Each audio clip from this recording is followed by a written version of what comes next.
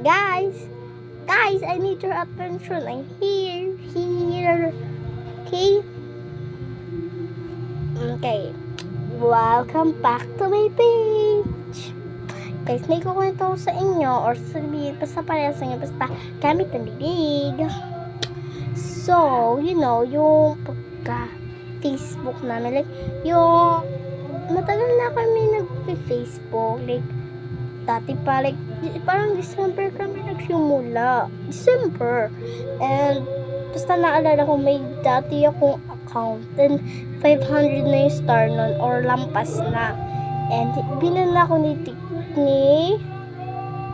Meta. Pero, okay lang. Yon, binala ko dun ni Meta. I think, ban yun, or basta. Ngayon, gumawa kami ng bagong account and sumahod si Papa na 149. 149 ba yun? Basta yun lang yung naalala ko. And sumahod din yung Orbeez Gel. Basta kung hindi nyo na alam, yung ML yun ni Kuya, doon na siya. Lahat doon siya nag-ML, doon niya pinapakita pa siya. Doon lahat, ML lahat doon. And naban yung ML niya. So, hindi siya nakakapag-ML. Din si Papa nakapag-post na pabayaan niya na. Pero, nakasahod siya doon and nakalimutan ko. Peace. Ito na. Guys. Alam niyo ba? Siya. Oh, guys, nakalimutan ko na. Guys, ito yung iniisip ko. What if may naging black dark lips ako? Like, tingnan mo. Dark, diba? Yun, ayoko talaga maging dark. Dark lips? Or something I know. Okay. Guys, alam niyo ba guys, yung nana, like, actually nana na sugat. Hindi yung nana sa ML, diba? Siya.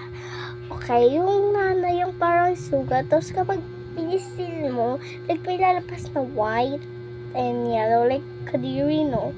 Pero sa akin, shucks. Ano na sa akin yun? Okay na sa akin yun. Alam ko yung experience na sobrang dami kong nana. Kasi nung baby daw ako, sobrang dami ko daw nana sa bodies, face, basta. Bigla lang daw pumutok. Tingin ko makulit talaga ako. Baby ako kay pumutok. And kayo, matanda na ako. Ay, hindi pa pala ako matanda. Bata pa lang ako. Kasi, pag-grade 4 na ako. Hindi pa pala ako bata ngayon. Bata ako. Yun. Madami na ako nagkakaroon ng nana. Nagkaroon ako ng nana. Like, nandito sa, wait lang. Pakita ako. Like, may nana ako dito. Like, wait, dito sa chan, and pinutok ko yung pinisil ko, and may lumabas, sabi ko, like, talaga. And first, dito naman sa tuhod, and alam nyo ba, I think umabot yun ng 1 buwan. Sobrang haba. Sobrang tagal nun mawala. Kasi, tinana ko. Kasi nung nasa baba ako, like parang ganito, and parang may ganito, like ganyan lang talaga siya. Like ganyan. Tapos dito yung mga flower. Like ganyan yung flower. Tapos, umakyat ako dito habang naglalaro sila, and nahulog ako dito hanggang dito. And hindi talaga yung sobrang taas. Like parang naganon lang ako. Pero masakit yun. Nagkasugat talaga ako sa tuhod ko. Like tuhod. And yun, parang naging yellow. And sinabi sa akin ni mama na kakaroon ako ng nana. And nagpanik ako. Like, why? Why ako nagpanik noon? Kasi sobrang sakit na gano'n.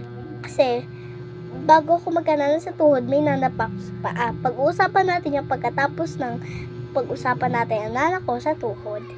So, magulit ako, nagkanana ako. Oh my God, sabi ko, sobrang sakit kasi noon. Hala siya. And kayo, ang tagal nito, alam mo pa, nung natutulog kami, tumalon ako sa higaan. sobrang sakit, natanggal yung balat. Hindi na siya naging nanaiting. Naging ano na lang siya, sugat na may yelong lumalabas. Sobrang sakit nun. Okay, ganun lang. At ang tagal nung gumaling. At sinabi sa akin na pinsan ko, inasal niya ako na puputulin na to yung pinti ko. Puti gumaling. Thank you. Okay, yung pag-usapan natin, tungkol naman sa paa. Like, paa talaga. Like, parang ganit dito yung paa, tapos dito yung pinaka center. Like, parang pinaka paganon. Paganon, no? Paganon. First kasi, like, dito talaga ako natakot. Kasi, like, kapag naglalakad ako doon, nakaapak ako ng pako.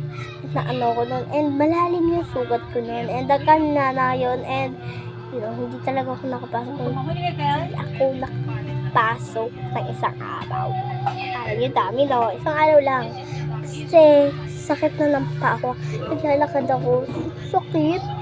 Grabe naman siya. Grabe naman.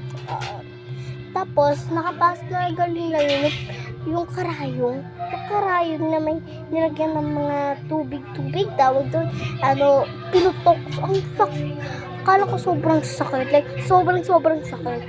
Yun pala hindi. Pero sa tissue, ang daming lumabas na nanana. Like, yellow talaga and white. Okay? Okay?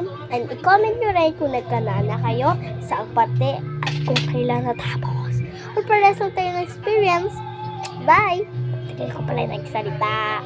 Peace!